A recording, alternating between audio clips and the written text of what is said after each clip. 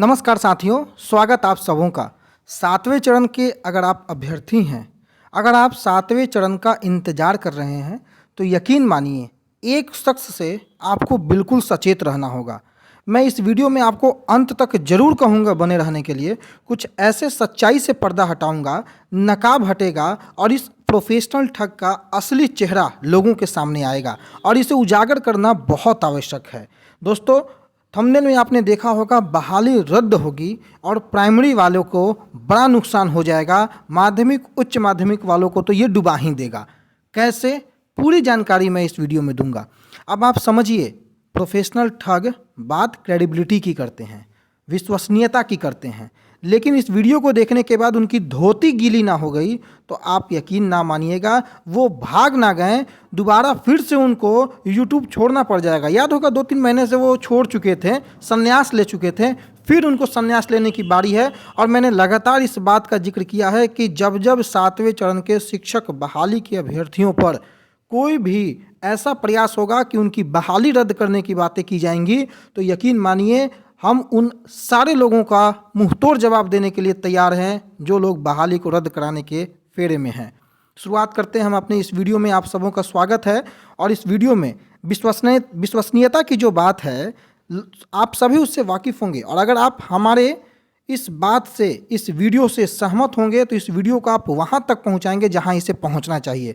तमाचा है यह वीडियो उन लोगों के गालों पर, उस प्रोफेशनल ठग के गाल पर जो सामने आके ऑन कैमरा आकर के झूठ की पुलिंदा लोगों के सामने परोस रहा है।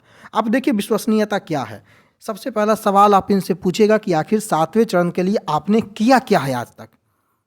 केस के अलावे सातवें चरण की बहाली को पूरा होने के लिए आपने क्या किया है। बहाली रद्द करवाने की साजिश का भी मैं भंडाफोड़ करूंगा इसी वीडियो में। सबसे पहला रिजल्ट केस के नाम पर लोगों को भरमाया, लाखों की चंदा की राशि उगाही की, लेकिन हुआ कुछ नहीं। दूसरा, मेरिट नॉट मेरिट करके इन्होंने लोगों को गुमराहने का प्रयास किया। और जब सरकार ने 12 मार्च और 21 जून के रिजल्ट में ये मेरिट नॉट मेरिट का खेल किया गया, जो कि सरकार ने एक्सेप्ट किया कि वो बीएसईबी की गलती थी, उस गलती को लेकर के ये खुद को मेरिटोरियस समझ बैठे। और ये कितने मेरिटोरियस हैं ये लगभग सभी लोग जानते हैं। जिसे डिसमिस और डिस्पोज का मतलब नहीं समझ में आता है, वो मेरिटोरियस खुद को कहता है। अब आगे देखिए, सरकार को एक हियरिंग में धूरा उड़ाने की बात ये क्या करते थे, ये इनकी क्रेडिबिलिटी है। क्या हुआ उस हियरिंग का? आपके कोर्ट केस को तो एक हियरिंग में सरकार ने धूरा उड़ा दिया। तो क्रेडिबिलिटी आपकी बातों की कहाँ गई उस समय? आपकी बातों की क्रेडिबिलिटी, विश्वसनीयता कहाँ थी जब आप ये कहा करते थे कि सरकार सर्टिफिकेट बांट के तो दिखाए, सरकार सर्टिफिकेट बांट के तो दिखाए। इनके कारण सर्टिफिकेट इनके डर से सरकार सर्टिफिकेट नहीं बांट रही थी। हुआ कुछ नहीं, सर्टिफिकेट भी मिल गया लोगों को। उसके बाद ये अलग राग छेड़ने लगे, क्योंकि इनको तो पता था कि धोती गीली होनी शुरू हो चुकी थी इनकी। उसके बाद ये अलग राग अपनाए कि सर्टिफिकेट जब मिल गया लोगों को, तब ये महाशय ने एक नया सूर छेड़ा कि अब हम डिस्क्वालीफाई लिखवा देंगे सर्टिफिकेट में। लिखवा क्यों नहीं दिए? रोका किसने था डिस्क्वालीफाई लिखवाने से? लेकिन हुआ कुछ नहीं। फिर 330,675 में से एक लोग भी ज़्यादा बहाल नहीं होने देंगे, क्योंकि ये मेरिट के हितैषी थे। यहाँ मेरिट शब्द का मैं जिक्र कर रहा हूँ, इससे मेरा 30,674 लोगों से कोई भी ऐसा मतलब लेना देना नहीं है। वो कई लोग ऐसे हैं जो पढ़ के वाकई जो है वो पढ़ने वाले मेरिटोरियस कैंडिडेट हैं, लेकिन प्रोफेशनल ठग जैसे लोगों के मुंह पे ये जोरदार तमाचा है कि वो उन्होंने आखिर सातवें चरण के लिए क्या किया है और उनकी विश्वसनीयता अब तक क्या है। उन्हीं चीज़ों को मैं उजागर कर रहा हूँ, लोगों के सामने ला रहा हूँ। सहमत होंगे आप तो ज़रूर इस वीडियो को लाइक शेयर सब्सक्राइब जरूर कीजिएगा, वहाँ तक पहुँचाइएगा जहाँ इसे जाना चाहिए। अब जब सब कुछ से हार गए तो इन्होंने राग छेड़ा कि हम तो 100% स्टेट मार्क्स पर बहाली करवाएंगे। बहुत सारे लोगों से उसके बावजूद भी इन्होंने भरवाने का प्रयास किया। हुआ क्या? कुछ नहीं। इतने सारी चीज़ों में 7-8 चीज़ें जो मैंने आपको दिखाई है, 100% state marks, result case, merit not merit सरकार लिख के तो दिखाए, मेरिट सरकार जारी करके तो दिखाए, सरकार सर्टिफिकेट बांट करके तो दिखाए। यही इनकी विश्वसनीयता है सातवें चरण को लेकर के, यही इनका पूरा गतिविधि है, यही इनके किए गए कारनामे हैं। अब जब नया 60-40 का इन्होंने मुद्दा छेड़ा और 60-40 के मुद्दे को छेड़ने के बाद भी जब इनको लगता है कि अब यहाँ से भी असफलता कहीं हाथ ना लग जाए, तो अब इन्होंने अंतिम रूप से प्रयास कर लिया कि अब एक बार पुनः ये कोर्ट की शरण में जाएंगे और बहाली को रद्द करने की बात अब करेंगे। ये बात सुन करके, ये बात जान करके आप सबों को काफ़ी हैरानी होगी कि इतने विश्वस्त आदमी, जिनके जो मार्केट है, जो 7वें चरण के शिक्षक अभ्यर्थियों के बीच में इनकी ज़बरदस्त पकड़ जो है, इतनी विश्वसनीयता है इनकी, इतनी क्रेडिबिलिटी है, दूसरों को औकात दिखाने की बात करने वाले, खुद कितने सहनशील हैं, खुद कितने परिपक्व हैं, डिसमिस और डिस्पोज का मतलब जो नहीं जानते हैं, वो अब बहाली को रद्द करने की बात, और यही प्रोफेशनल ठग का असली चेहरा है। दोस्तों, मैं इन सभी बातों का जिक्र क्यों कर रहा हूँ? आप लोग मेरा स्टैंड जानना चाहते होंगे। मैंने हर वीडियो में कहा है, मैं इस वीडियो में भी कह रहा हूँ कि सरकार को बहाली जैसे लेनी है, सरकार 60-40 से बहाली ले, सरकार एकेडमिक से बहाली ले, सरकार 100% एकेडमिक से ले, 100% स्टेट से ले, सरकार पहले बहाली तो ले ले। सरकार ने नियम निकालना है, सरकार उस नियम को पब्लिक तो करे। लेकिन नहीं, सरकार, इन्हें बहाली से कोई मतलब नहीं है। इन्हें मैं लगातार बोलता हूँ कि किसी की भी बहाली हो, आपकी हो, हमारी हो, बहाली खुलेगी तब तो बहाली होगी। लेकिन चूंकि इनको दो धड़े में लोगों को बांटना है, पैसे कमाने हैं, इसलिए इन्हें बहाली से कोई मतलब नहीं है मेरे दोस्तों। और इस प्रोफेशनल ठग की बातों में आकर के कई लोग गुमराह हुए भी हैं और फिर हो सकते हैं, इसलिए आगाह करने के लिए यह वीडियो मैं बना रहा हूं कि ऐसे ऐसे लोगों का बाइकआउट होना चाहिए। क्यों? क्योंकि ये वो इस तरीके के लोग हैं कि लगातार भ्रम की स्थिति पैदा करके लोगों के बीच में पैनिक का माहौल क्रिएट करना चाहते हैं, ताकि इन्हें अपनी सहूलियत के अनुसार, और इतने स्वार्थी लोग जो हैं, आप समझिए कि ये सब काम ये क्यों कर रहे हैं।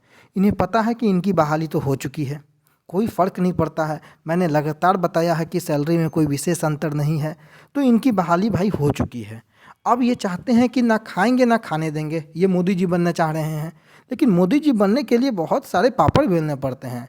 आपके जैसा झूठा आदमी, आपके जैसा कुख्यात सरगना कैसे यह बात बोल सकता है? आप तो चाह ही रहे हैं कि बहाली ना हो, बहाली रद्द हो जाए, ताकि आपकी ना हो तो किसी की ना हो। अरे भैया, आप तो बहाल हैं, आप तो सैलरी उठा रहे हैं, उन बेरोज़गारों को क्यों भड़का रहे हैं, उन बेरोज़गारों को क्यों भरमा रहे हैं? अरे होने दीजिए बहाली जैसे भी होती है। आप कहिए तो मैं सार्वजनिक मंच से ये ऐलान करता हूँ आपके बारे में कि आप बड़े अच्छे इंसान हैं, बस आप इतना कह दीजिए कि बहाली के बीच में हम नहीं आएंगे। आप क्यों रोड़ा बनना चाह रहे हैं बहाली के बीच में भाई साहब? क्यों आप बहाली को केस की राह में लेकर के जाना चाह रहे हैं? आखिर क्या हो जाएगा अगर आपकी बहाली नहीं हो, हमारी बहाली नहीं हो, किसी हमारे अन्य भाइयों की बहाली हो जाए, उससे क्या फ़र्क पड़ता है? बहाली तो हो रही है ना।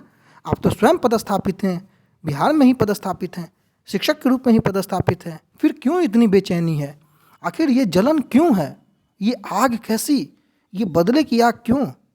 खुद में सुधार लाइए, लोगों को औकात बताना छोड़ दीजिए, खुद की औकात में आ जाइए और प्लीज़ बहाली होने दीजिए। आप सबों से ये अपील है कि प्राइमरी वाले, इसलिए मैं नुकसान में ज़्यादा कह रहा हूँ क्योंकि जब तक उच्च माध्यमिक की बहाली नहीं होगी, प्राइमरी की बहाली नहीं होने वाली है। और ये बंदा बहाली को पूरी तरीके से फंसाने की तैयारी में है। मैं हर दिन वीडियो बना करके इस बात का एहसास दिलाने का प्रयास कर रहा हूँ कि भाई बहाली बचा लीजिए, आप लोग मिल के बहाली बचा लीजिए, इस इंसान से बहाली बचा लीजिए।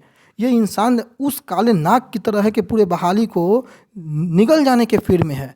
प्राइमरी वाले, आपकी बहाली तो स्टेट के बाद आनी है, आप लोग भी जागिए, ऐसे लोगों को समझिए, इस सरगना से बचिए, खुद को बहाली को बचाइए। यह बहाली बहुत आवश्यक है। बहुत मुश्किल से इस बहाली को इस चरम सीमा तक लाया गया है कि अब बहाली खुलने के मुहाने में है और यह फिर से एक्टिव हो गया है बहाली को फंसाने के लिए।